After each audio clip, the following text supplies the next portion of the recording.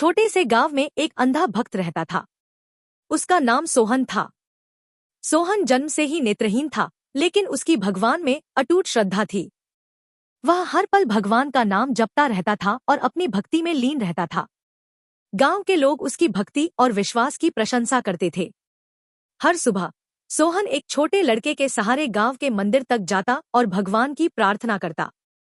वह कभी भी अपनी ब्लाइंडनेस को अपनी भक्ति में बाधा नहीं बनने देता था। एक बार गांव में एक संत आए। उन्होंने सोहन की भक्ति के बारे में सुना और उससे मिलने की इच्छा जताई। जब संत सोहन के पास पहुंचे तो उन्होंने देखा कि सोहन बड़ी शांति और प्रेम से भगवान का भजन गा रहा है। संत सोहन से बहुत प्रभावित हुए। उन्होंने सोहन से पूछा, हे भक्त, तुम्हें अपनी आंखों की रोशनी न होने का दुख नहीं होता?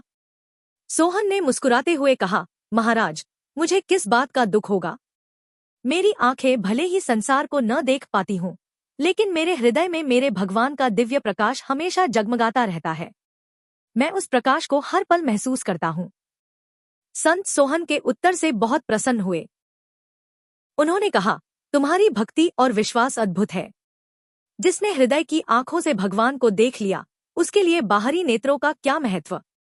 कहते हैं कि सोहन की सच्ची भक्ति और अटूट विश्वास के कारण एक दिन उसे दिव्य दृष्टि प्राप्त हुई और उसकी आंखें खुल गईं। लेकिन सोहन के लिए सबसे बड़ा प्रकाश तो उसके हृदय में पहले से ही मौजूद था, जो उसे भगवान से जोड़े रखता था। सच्ची भक्ति बाहरी दिखावे या सुविधाओं पर निर्भर नहीं करती, बल्कि हृदय के गहरे विश्वास और प्रेम पर आधारित होती है। जिसका विश्वास अटूट होता है, उसे भगवान का अनुभव अवश्य होता है।